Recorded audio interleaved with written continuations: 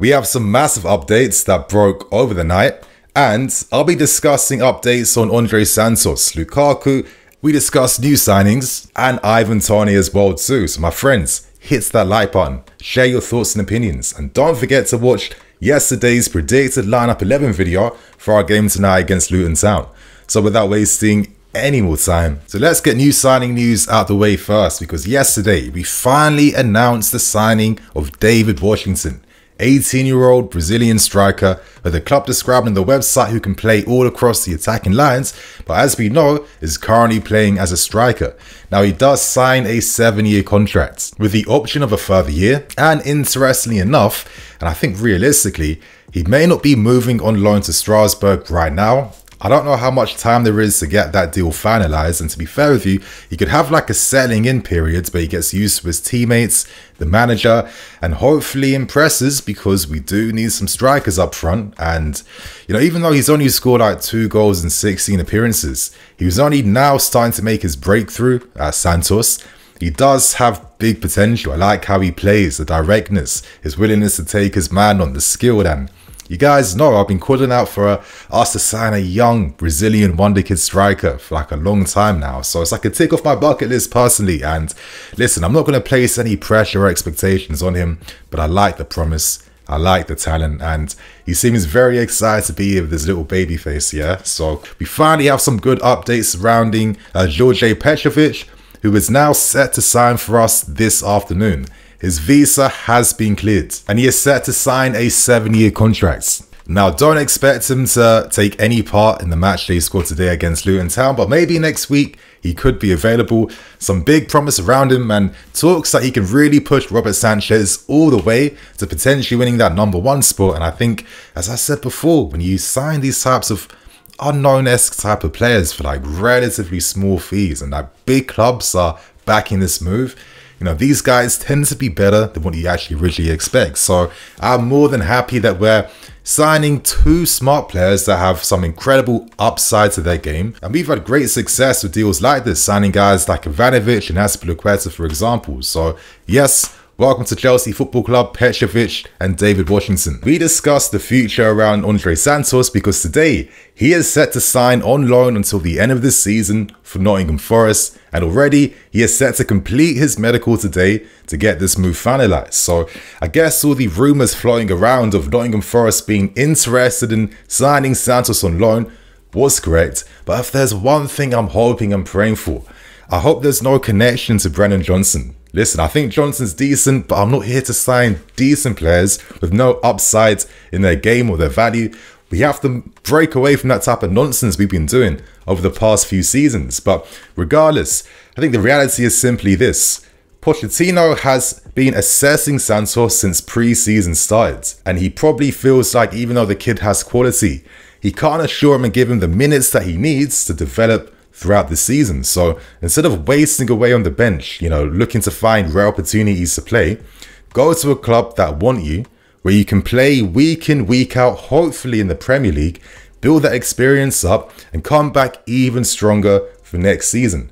And by next season, there could be more opportunities that open up in midfield. But it's simply this, my friends. If you're signing Lavia and Leslie Ugochukwu in the same window, and these are like your age mates, right? They're all like 19 years old. It's not giving you too much confidence about your ability to get game time for the season. And on top of that, Pochettino prefers to keep O'Connor Gallagher. We've just signed Caicedo. We have Enzo Fernandez. I think even though I'm a bit disappointed that I'm not going to see Santos get minutes here, because I thought this kid looked really impressive throughout pre-season, I think the reality simply is we can't offer the minutes that make keeping him worthwhile. And one thing I'm not here for is players just like wasting years of development where they could be getting minutes right now. Now, it is a surprise move. I wasn't expecting this, even though I guess I should have been expecting this. And I'm going to say it one more time. No Brennan Johnson in this deal. Like, when a guy like Mohamed Kudus is available for around, what, £44 million, less than a Brennan Johnson, I'm sorry, like, it doesn't make any sense to pursue a move for a guy that is very one-dimensional in his game.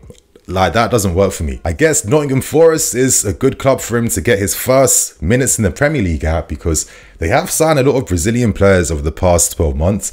They're set to sign a Brazilian defender from Corinthians before the window ends too, and maybe even more. So, you know, I could imagine Santos and Danilo hopefully playing together.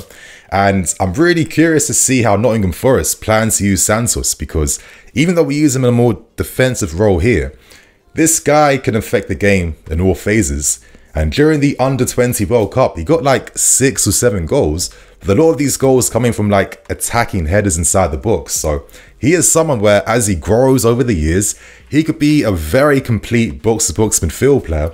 And I guess how he's used at Nottingham Forest this season could really determine the rest of his career. But I'm really excited by his development. Like, obviously, I'm a little disappointed that I don't get to see him play here, but I accept the reality that the minutes just aren't available. And obviously, guys like Lavia will command more minutes. And the fact that Leslie, where he's been at the club for a fraction of the time, got minutes against Liverpool over Santos, that was kind of giving me an inclination of, okay, I see how Pochettino now is assessing the quality in the squad. So share your thoughts and opinions. How do you feel about this? Are you disappointed, or do you accept that this is the right move and this is best for Andrey Santos? And now let's discuss another surprising story that broke earlier this morning, and we talk Ivan Toney, because the big update is Toney has recently signed for CAA Stellar Agency, one of the top footballing agencies in Europe right now. They've been helping us find a kit sponsor this season. We've signed their clients who are part of their agencies, and guys like Gilwell, you know, Robert Sanchez, even players like Ruben and many others, of course, you know, are like tied with the agency. So I guess it's no surprise that Ivan Toney has now joined with them, as he is anticipating making a big money move to a bigger club in the January window. But I guess, so naturally, we are being linked with the move. And clubs like Spurs and United are also expressing interest too. And would it surprise me if Arsenal potentially tried to come in? Because ideally, you know, that is Toney's main football club. That's his favourite football club. But would he complain if he signed for us? I don't think so. But the only thing that I don't like about this news, from my personal opinion, is the fact that Brentford are quoting 80 million valuations for any club to sign him.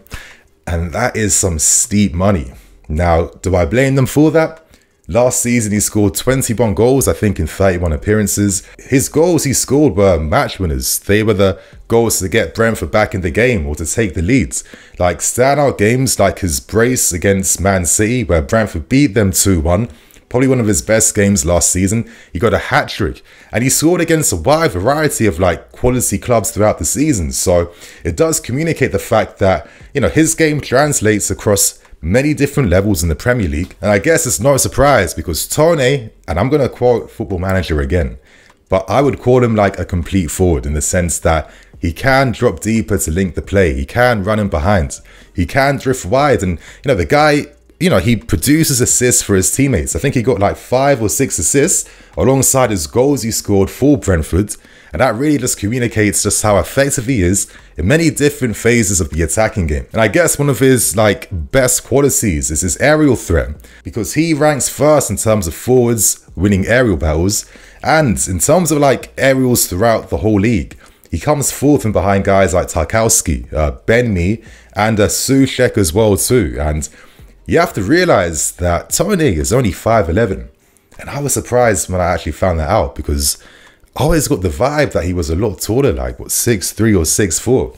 But it goes back to something I always say: when you have that technique trumps absolutely everything. And he knows how to use his body, he knows how to win these aerials. And now I'm thinking about, okay, how can this part of his game translate playing for us? I look at many players, and for example, at Christo and Kunku, where he's benefited playing alongside these types of forwards at RB Leipzig. And when you have that platform to play off, that person that can like free up space between the lines because he can like pin defenders back, like that makes these guys play even better. So would it surprise me that you're going to turn towards like a Premier League experienced striker that is effective playing, you know, throughout multiple phases of the attacking game, that could also bring like a net positive impact for the players that you actually possess right now? I don't think so. But in my opinion, again, The only thing that kind of bothers me is this 80 million valuation, because even though Toney is effective in like many different things in his game, I wouldn't necessarily say that he's like elite in like many of them. Like he is someone where even though he can play the pass and behind and link up, there are going to be times when he like overhits the pass or like, you know, has a poor control in like a crucial moment. And I just think sometimes, in my opinion, if you're quoting like 80 million valuations, there has to be like a higher level of efficiency that I'm expecting from you and a higher level of reliability when it comes to these moments, right? Like I don't want you to have a success rate of like, you know, 5 out of 10 or even 6 out of 10. I want it to be a little bit higher with this type of money you're spending, because as I've said, I don't want any more panic buys. And a part of me does think that if we spread the goals throughout the team, because realistically, no one's going to score 25 goals plus this season. It's not going to happen. But if we have multiple players, maybe like 5 or 6 that can get at least 10 goals plus, like some goals from midfield, goals spread between your Sterlings, your Jacksons, etc., etc., I'd be content with that based on the context of this season. And we have players like Breyer, who's set to return back soon. And Kunku will be like a January signing when he returns, you know, in a few months' time. I think Nico Jackson, he will score goals. We're seeing his threat. It doesn't make me feel worried at all. And I'm expecting goals to come from Sterlings and many others. So, listen, I think Toney's a great player, but for 80 million, I think it's too much. If it can come down by the time it's January, maybe we have a different conversation here. But a part of me feels like if we even wait until like next summer, where hopefully we have Champions League football and more money to spend, I feel like there'll be striker options that become available. And I'm looking at elite guys like maybe even Victor Osimhen. So this is only my thoughts and opinions. Share yours. Do you guys want to see Ivan Toney here? Like, is he the striker you think would absolutely bang for us? Let us know in the comments below. And now we discuss the latest surrounding Romelu Lukaku. And I guess the story today is no surprise, because as we're getting closer and closer to the end of this transfer window, we're seeing less and less interest for Lukaku because many doors have now closed. So I guess naturally it's forced us in a situation where we are now ready to drop our asking price, and also we are open now to loan options with options to buy, even not even obligations to buy, but just options to buy and good loan terms. And you know, what else can we do? Now, reports came out yesterday suggesting that Pochettino is even open to a Lukaku even remaining here and relying upon him based on his Premier League experience and the fact that Lukaku has been training with the under-21s, like, you know, throughout the past few weeks. But Lukaku has been very consistent in his willingness to not want to play for us or be here anymore. And due to that, it does seem like a potential loan move to AS Roma is potentially on the horizon. Now, I'm going to talk about Lukaku later on yet, but I was reading reports yesterday suggesting that Roma have already agreed personal terms with Lukaku, and it even mentioned details like Tammy Abraham being part of a deal. And when I read all of that, I was thinking, like, this is a bit odd. Can I fully believe this? But now that Matt Law has confirmed that AS Roma is a very strong possibility now for Lukaku, it's a bit of like a step down in terms of his career, because Roma don't even have Champions League football. But we made things very clear. If a player does not want to commit here or be here, then you're out the door. And I think Lukaku's made that even clearer, that he doesn't want to be here. And a part of me even feels like, you know, you've been making bad decisions after bad decisions this summer. I think if you decided to just like stay with us, it would benefit you a lot more based on how we're playing right now, and the fact that it basically is like a new squad and a new club and a new manager, and a manager that actually wants to use you. A big financial drain on us, and when you have no Champions League football, like, these things hurt you even more. So friends, I am the FC, this is BlueLionsTV. I'll catch you guys later with some more videos. Cool.